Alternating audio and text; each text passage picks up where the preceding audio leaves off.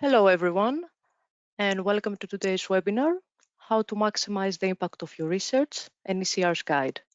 My name is Melissa, I'm a Marketing Executive at F1000, and I'm here to provide any technical support in today's session. But before we start, let's go through some webinar housekeeping. First of all participants will be muted throughout the webinar, but please do write your questions in the questions box, which can be found on your GoToWebinar control panel, which looks like the image that you can see on this slide. Our presenters will be answering as many questions as possible during the designated Q&A session at the end of the webinar, but if your question isn't answered today, we will make sure to get in touch with you shortly after.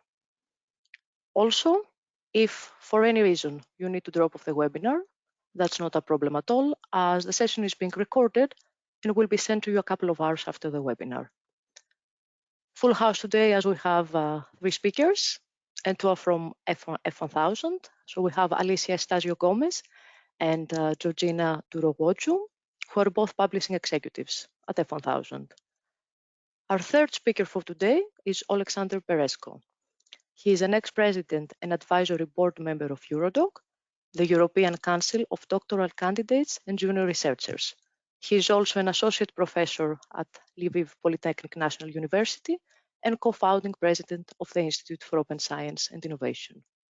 Our speakers are going to walk you through how ECRs can maximize the impact of the research through open science practices and other tactics. So without further ado, I will now pass over to Alicia to kick things off. Enjoy the session, everyone.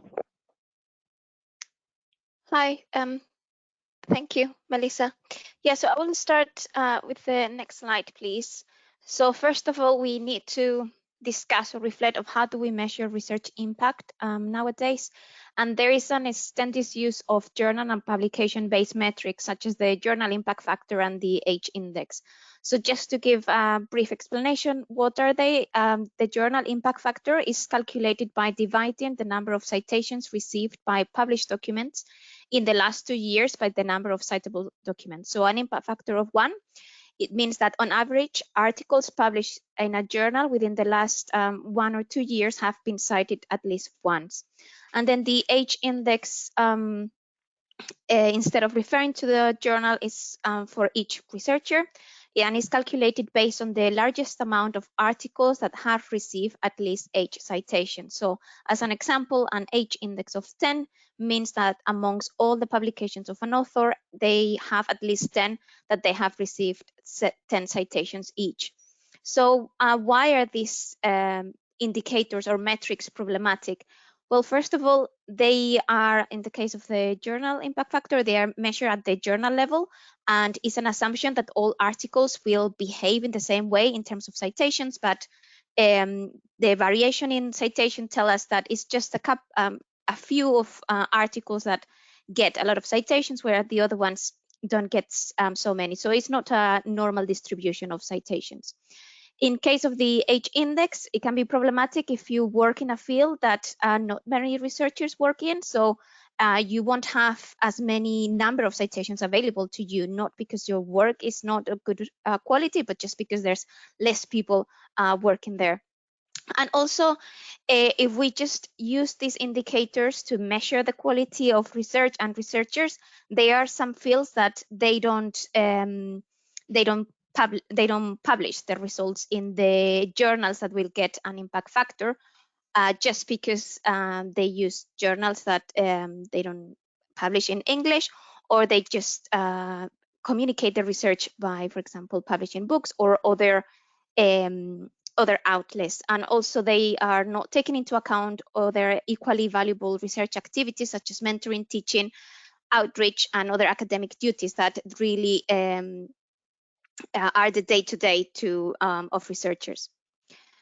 Next slide, please.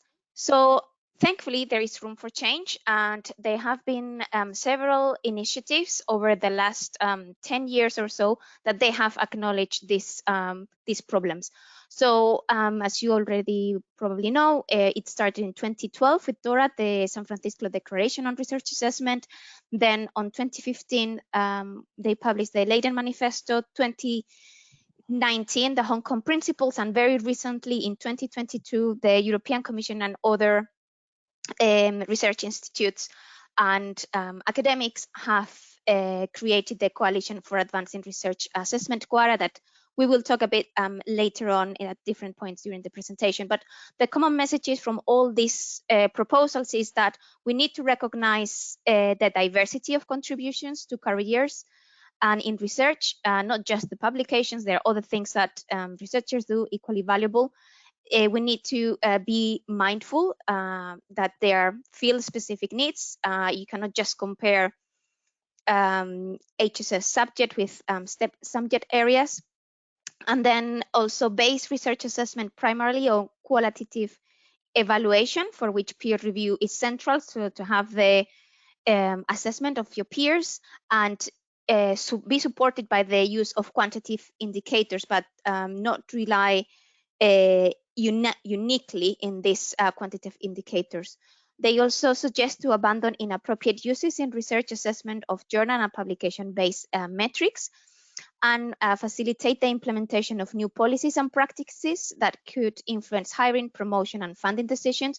You can tell this is really quite key, because we have been over 10 years with these ideas and still they are not completely implemented. So there is some kind of friction there to really put them into practice. So they are suggesting to really take a push and facilitate this implementation. And then similar to this, review and develop research assessment criteria, tools, and processes, because research changes, the way research is assessed should change according to their needs as well. So something, the next slide, yeah, something connected to this and that actually can help how researchers are assessed is open science. So open science refers to the sharing of not only, well, it's an umbrella term that includes open access of publications, open data. So it will ask researchers to share the data as much as they can, open methodology, open peer review. It also includes citizen science in a way to include citizens in be able to influence research, and open source code, and they might even other terms that I haven't included here. So I think it's important how for us to reflect how open science can change how and can go hand by hand of with these ideas, with these proposals for how to assess research and researchers. But before I start to explain the next slide, please, why this is important, I think it's also relevant to get a feeling of what will be your concerns as researchers about making research open. So I'm going to launch this poll, and yeah, I will ask you to fill in with your answers, and we're going to leave it for a couple of minutes so people can vote.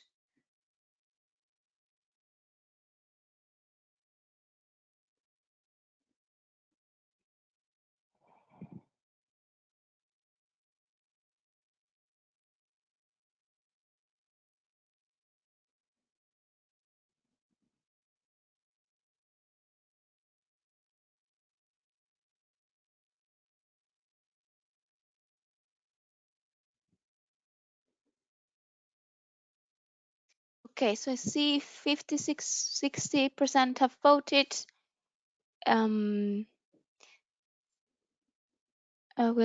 It's still moving, so that's why I don't want to cut it. So, okay, now stop. So let's share the results. So as you can see, 57%, the first option, at the cost of making research open, and this is something we can discuss later on. The second option, the lack of knowledge or understanding. What does it mean to make my data open, for example? The third will be resistance from colleagues, and the last one, other. Okay, so we can discuss this during the presentation. So next slide, please. So why is important to engage with open science? So the first answer is like you can share results and ideas faster, which obviously has its advantages and disadvantages. We rely on the advantages. We believe that the advantages overweight the disadvantages. And also next point, please, is the direction of travel. Funders are changing their policies to include open research practices. So here I've included 2 examples of the European Commission and the National Science Foundation in the US, that they require their grantees to make their results from the grants they receive from these funders be open in terms of data and in terms of publications.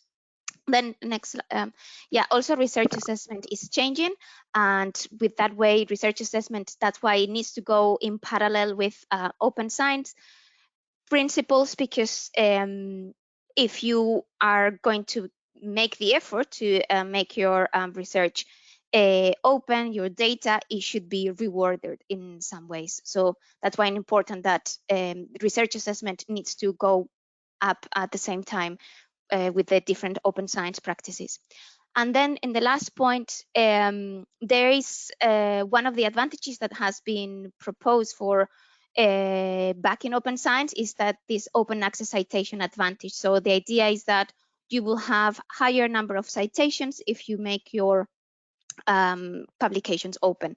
And I just wanted to get some data to back this. So in that link, and we will distribute the publication later, they is a study where they ask these questions like, is there really an advantage, a citation advantage for open science articles? And mostly yes, because 48 studies confirm that it exists, this citation advantage. 28 didn't claim it exists, and 24 only found this advantage in subsets of studies. And this obviously, because here they were comparing articles from different fields, and it will be like, I think the pool of data is not homogeneous enough to really maybe be quite definitive, like black or white. So that's why we have these percentages, but overall you can tell that yes, if you make your research open, it will get more citations, and it will be available for the whole community if they wanted to. So next slide, please. So today we want to explain how F1000, the publishing model at F1000, can help you with these things. So can help you to make your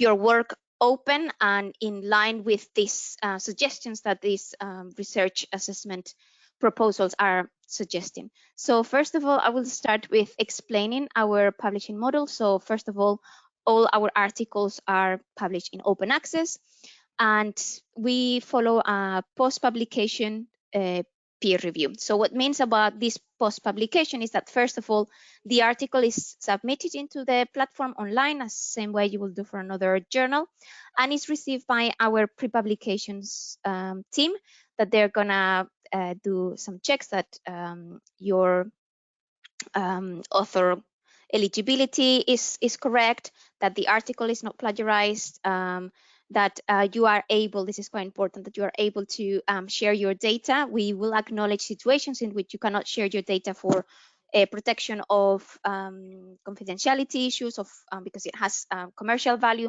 but our motto really is to make it data as open as possible, but as close as necessary. So once the data have been deposited in a repository, and our colleagues at the pre-publications team are happy with the possible suggestions that they have done on your manuscript, the article is published online. So you have to be aware that has not passed peer review yet. It has not been peer reviewed yet. This stage is when the peer review process starts, which is open. And this means that the names of the reviewers and the reports that the reviewers write are going to appear on the platform alongside your article. So obviously this opens the peer review process to people that before it wasn't open, because it was just managed by the journals, and it can also give provides a constructive discussion between the reviewers and the authors, and readers can witness this discussion and hopefully learn from it. So for an article to have passed peer review, we require to have well, first I will explain the peer review status. So we ask reviewers to obviously read the article and then write a report, and on top of that they have to give us a peer review status. So we have 3 of those: approved, approved with reservations, or not approved. Approved means that they are happy with the current state of the article, and they might suggest minor suggestions, but they really might not expect a major change in the wording of the article. Approved with reservation is when here they will really expect maybe some additional experiments, some rewording of some sections. And then not approved means that they believe there are fundamental flaws in the research that really undermine the conclusions. So in all these cases, the authors are, even in the not approved situation, the authors are invited to submit a new version of the article, obviously stating the comments from the reviewers. So for articles to consider that they have passed peer review, they need to have these 2 approved status, or 1 approved and 2 approved with reservations. Once this is achieved, we send the articles to the most relevant indexers. Obviously, we are indexing Scopus, in PubMed, directory of open access journals, etc. Next piece, please. And just to comment that we recognize this diversity of outputs. We offer 18 different article types. We don't have a journal impact factor because really we don't want to play the game of impact factor, and we want to focus on the content of the research that we publish. On those lines, we are happy to receive negative results and null results, and we tell our reviewers to assess the quality of the article on its own merit, but not pay attention to the potential impact or novelty of the content. And just examples of the funders we work with. So we have a publishing platform for the Gates Foundation, for Wellcome Trust here in the UK, and for the European Commission as well, among all others. So now I would like to pass the baton to Oleg, that is going to give the perspective from Eurodoc and from the early careers researchers. Thank you. Hello, can you hear me? Yes, Oleg, we can hear you perfectly. Thanks a lot. So hi to everyone. Thanks for attending this webinar. My name is Oleksandr Berezko. I'm an ex-president and advisory board member of Eurodoc. So a few words about Eurodoc. Eurodoc stands for European Council of Doctoral Candidates and Junior Researchers. It's an international federation of 25 national associations of early career researchers from all over Europe. We are a non-profit organization, and most work is done by volunteers. Please, next slide. As I have already mentioned, we are a huge network, let's say from Ireland to Azerbaijan. And we represent early career researchers from countries of European Union and the Council of Europe. So we are in a position to, let's say, collect and let's say broadcast various points of view on many important topics for early career researchers. Next slide, please. Eurodoc has been committed to open science since many years ago, and we contributed to understanding and informed policy on open science in many ways. For instance, Eurodoc drafted recommendations for UNESCO Open Science, let's say, statement, and for Plan S, for many other things connected to open science on policy level, on European Union policy level. And also we ran many webinars, trainings, and one of them was Open Science Ambassadors, Eurodoc Open Science Ambassadors. For instance, I was at some point Eurodoc Open Science Ambassador in Ukraine, and I was able to push, let's say, open science here in my country a little bit more. For instance, one of the results and outcomes of this was the approval of National Plan for Open Science. Next slide, please.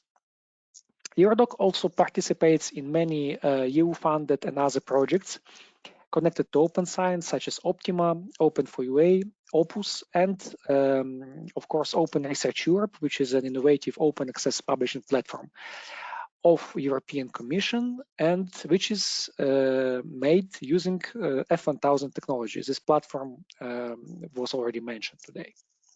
All right, so let's now get to the main point of today's discussion, the research impact. So before we have already discussed how this can be measured, but still, what is research impact, right? So in general, research impact is benefit. In other words, impact is the good researchers do in the world, right? And in more, let's say, formal way, we can describe it as the demonstrable contribution that research makes to society and economy. Of course, research impact can be measured in many ways. And probably the two main dimensions are the academic impact. So that's an impact on actually research, on understanding, which makes shifting in understanding and advancing scientific methods, theories, and practices across disciplines, right? So that's how your research can influence understanding in academia. And another level of impact is like general economic and societal impact. So that's actually the impact and influence research can have on society and economy. And many people nowadays understand, and many funders understand, that the second one is probably more important, and try to somehow measure it and encourage researchers to focus on it, right? Next slide, please. So what types of impact are there? There are different types of impact, and if we draw, let's say, a virtual time scale of research impact, we can say that at the first level, research can implement understanding and awareness, and of course, capacity and preparedness of society for some challenges. Second level is changing of attitude of people, of citizens, changes in policy, like national laws or like some, let's say, European level laws, for instance, right? And of course, other forms of decision making and behavior changes are also possible. And the most important level, which is on the, let's say, right part of this virtual timescale, could be economic impact, environmental impact, impact on health and well-being of citizens, and cultural impact, which is probably one of the most difficult to reach. Next slide, please. So, as many researchers now understand, so generating knowledge, new knowledge, is not enough now. We need to learn how to share it if you want it to be used and generate impact. So we need to understand, researchers need to understand what change they want to make with their research, right? For instance, if we are investigating we have some like social science, for instance, right, in humanities, we understand that this social research can lead to policy proposals, to inform policy. Then we need to understand and focus on specific laws or regulations we want to address, right? After that, we have to engage with the right stakeholders. And this is important, that researchers not only do this on the final stage when their research is published, but of course through the whole research life cycle, because it's important to engage with right stakeholders even on conceptualizing stage. So even before collecting any data, we need to already discuss or share ideas with potential stakeholders to understand potential impact, and of course communicate it effectively. Communicate effectively our results. And here various channels are possible, but We can use, of course, many channels nowadays, including social media, including specific social media platforms for researchers such as ResearchGate or Academia Edu. But in order to achieve and perform all the 3 stages effectively, one thing is crucial. This is openness, and especially for early career researchers who probably don't have a wide enough audience and readership of their research outputs. And then openness comes into place. Next slide, please. So open science. It was already described in this webinar. Generally, it's transparent and accessible knowledge that is shared and developed through collaborative networks. So basically, the idea is to be as open as possible in sharing your research and as close as necessary. Please, next slide. So what open access to your research can do? It can boost your impact on many different levels. So the main important thing is increased visibility and readership of research, because when you are open, you can of course reach new audiences, and the audience becomes bigger. Policymakers can let's say have a look, can mention and see your research outputs.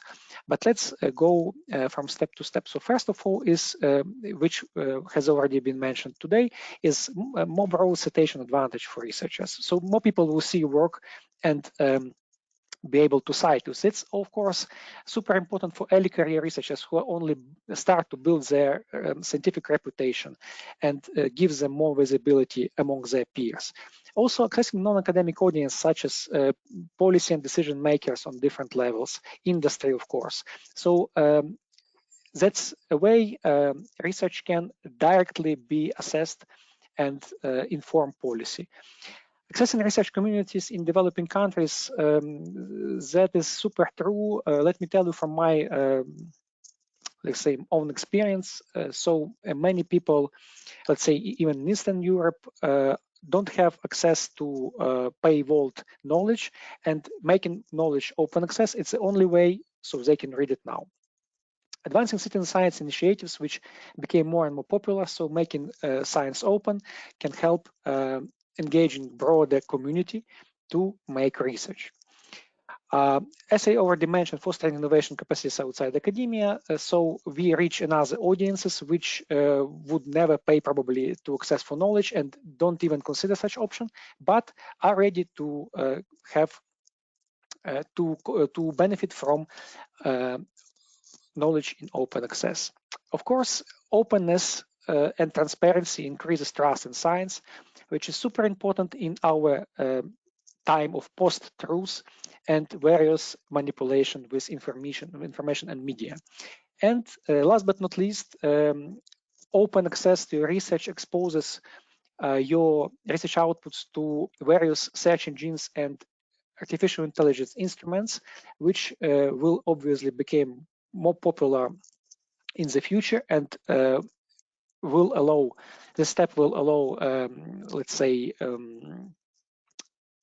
different artificial intelligence systems to generate knowledge on a bigger scale using the big data. Next slide, please. What is also very important is the not only openness, but also the rapidness of publishing. And here preprints play a very important role. This was super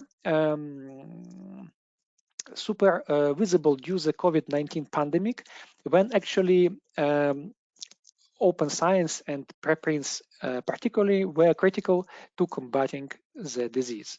Next slide, please. This is just a demonstration for one very nice research paper of and shows the, let's say, explosion, let's call it like this, of preprints, which allowed to share and disseminate knowledge in a very quick and efficient way. So preprints are research papers which has not been peer reviewed yet, and actually the model which uses F1000 and Open Research Europe works exactly like this. So papers receive post-publication peer review, which makes them open from the very beginning. Next slide, please.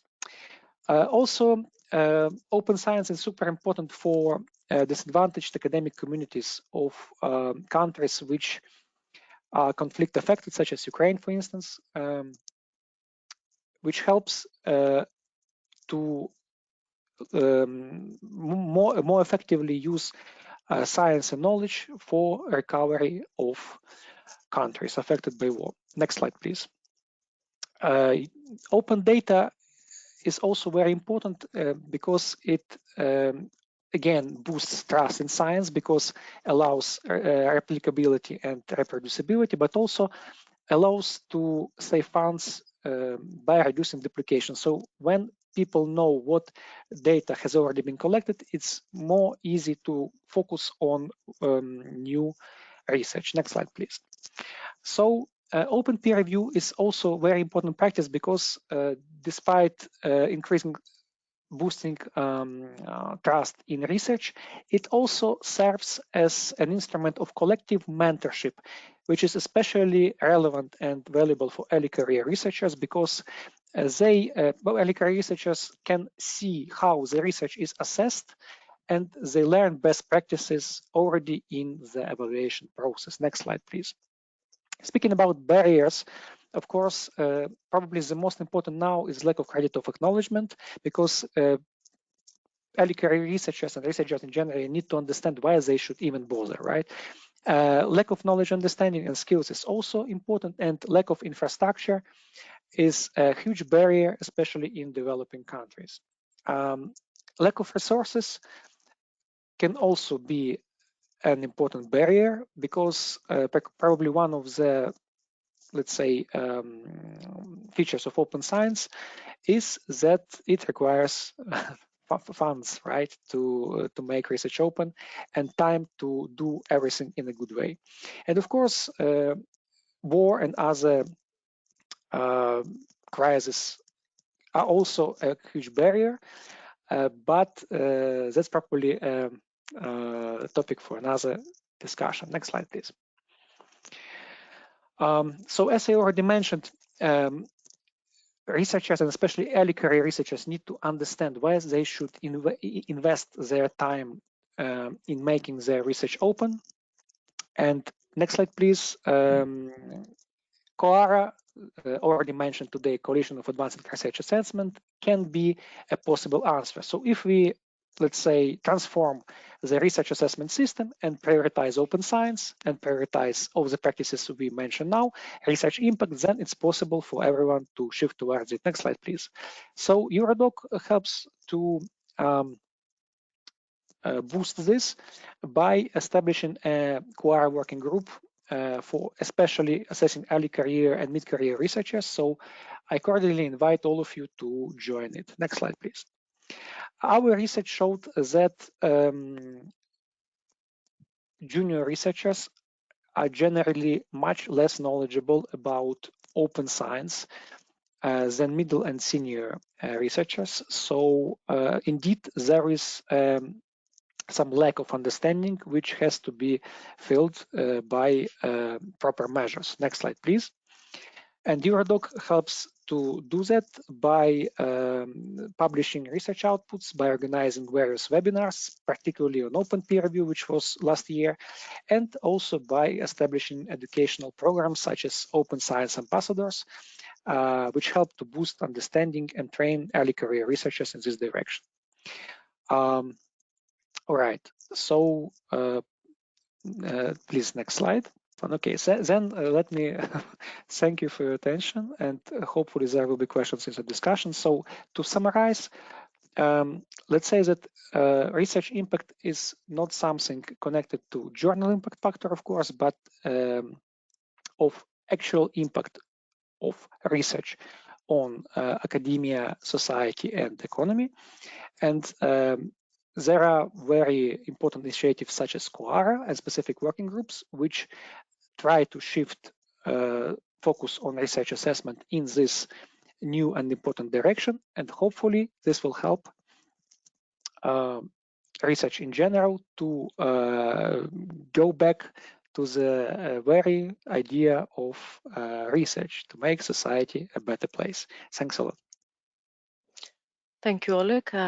I will now pass over to Georgina, who will be presenting a few case studies of where open science has led to some success stories. Great. Thank you so much, Melissa. So, hi, everybody. Yes, I just wanted to show you some real-world instances of how impactful your research can actually be. And I'm going to show you a couple of examples from F1000 research and also some of our partner platforms as well that my colleague Alicia mentioned earlier. So here we have a review that was published on F1000 research, and this review got into the importance of publishing in an open access way, and it went through all of the benefits but also the consequences of publishing this way on society, both economically and academically. And one of the ways that we track impact on F1000 research and our partner platforms is by using altmetrics. And this is a system that tracks any mentions of an article online. So it tracks the mentions on social media, tracks mentions in traditional media like news outlets or news websites and things like that. Also tracks mentions in blogs and citations, anywhere online that an article has been shared. Altmetrics tracks this and compiles all of these mentions into something called an attention score. So here you can see that this article has an attention score of 392, which is represented by this colorful donut. And you can see all of these places that the article was mentioned. So it was mentioned in the news, mentioned on social media, Facebook, Wikipedia, etc. And this particular article is in the top 5% of all research outputs that are tracked by altmetrics, just to give you a scale of what we're working with in terms of the average number of mentions an article does receive. And just to provide some more context to this as well, 88% of published articles on F1000 research are mentioned in social media, policy documents, and news outlets. So just on average, almost every single paper that's published on F1000 research will be mentioned somewhere. Okay, next slide, please. So here is a research article that was published on Gates Open Research, and it talks about using a modified species of mosquito to combat dengue fever and other mosquito-transmitted viruses. And this particular research article proved very useful for certain communities, specifically in Australia, so much so that news articles were written about all of these communities that use the techniques that were discussed in this research article to help benefit their own communities.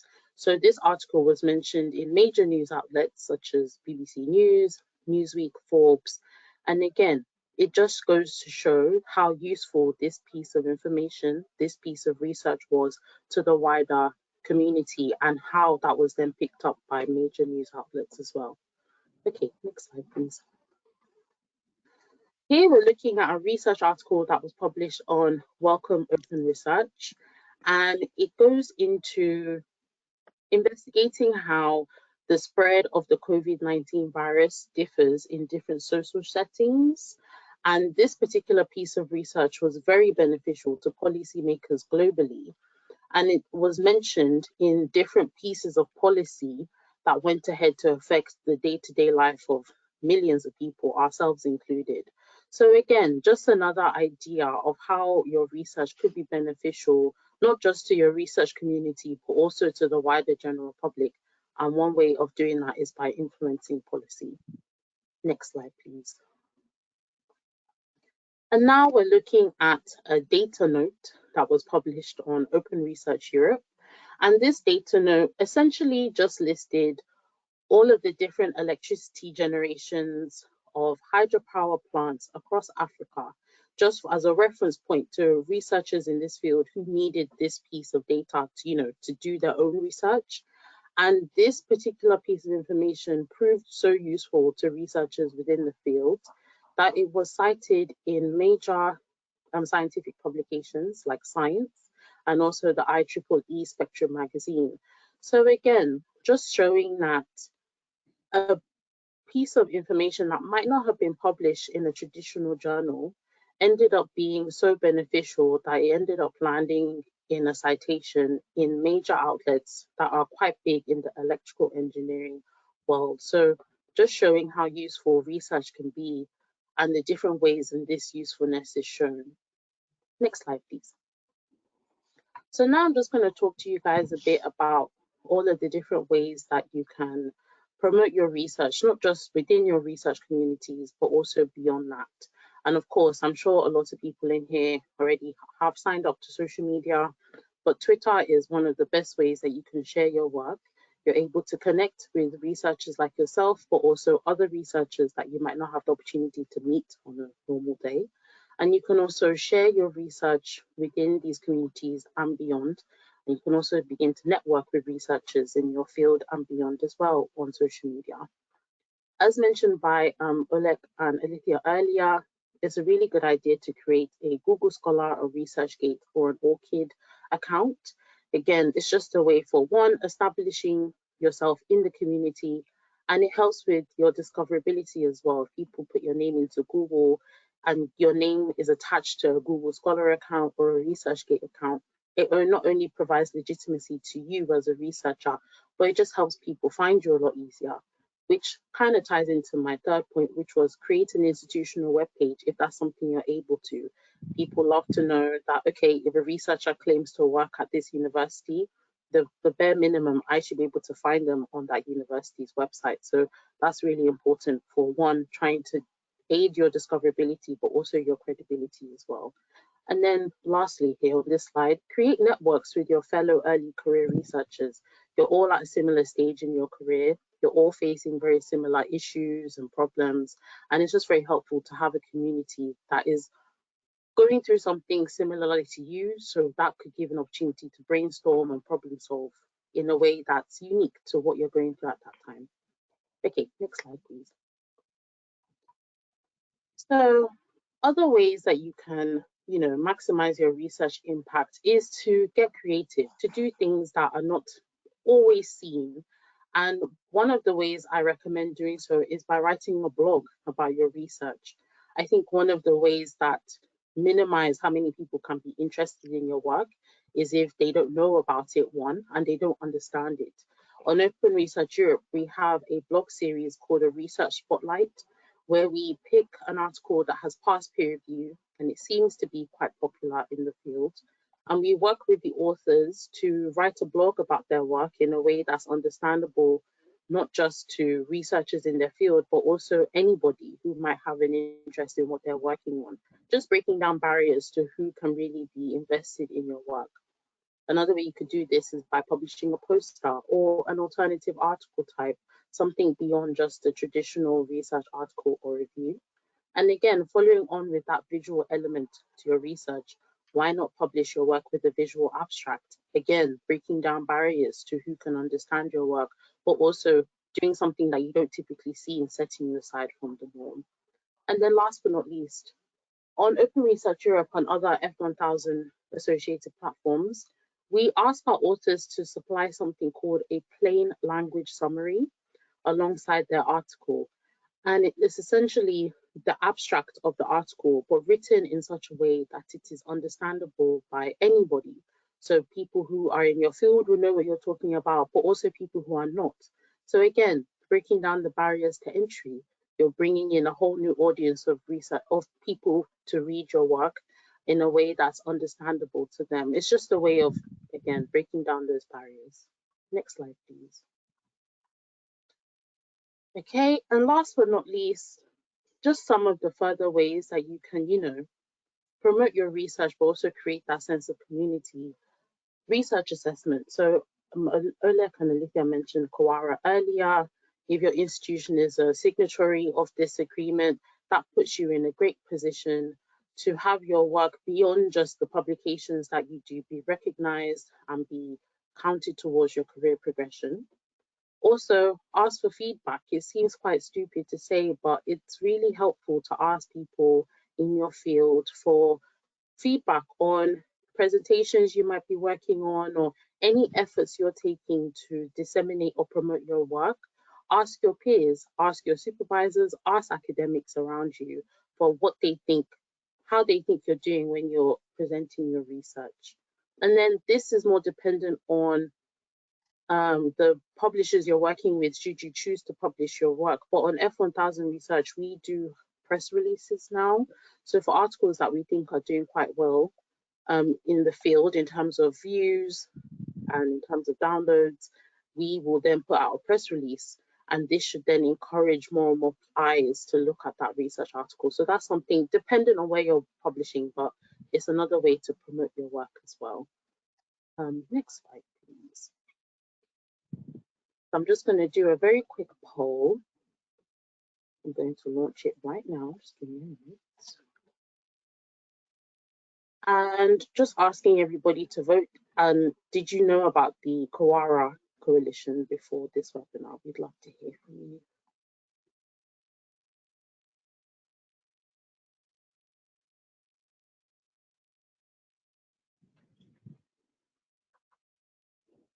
I'll just give it 10 more seconds and I'll close the vote.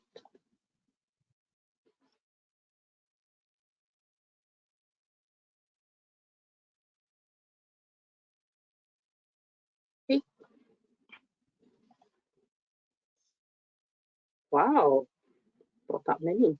But thank you very much, everybody. I'll hand over back to Melissa now. Perfect. Many thanks to our speaker for delivering this webinar. Guys, you can now download the slides. If you just go to the GoToWebinar control panel, there is a section that reads Handout. If you click on that, you will be able to download the slides in a PDF format. And we have included a list of resources and the bibliography, basically every link that is part of this presentation, you will be able to find it on the slides.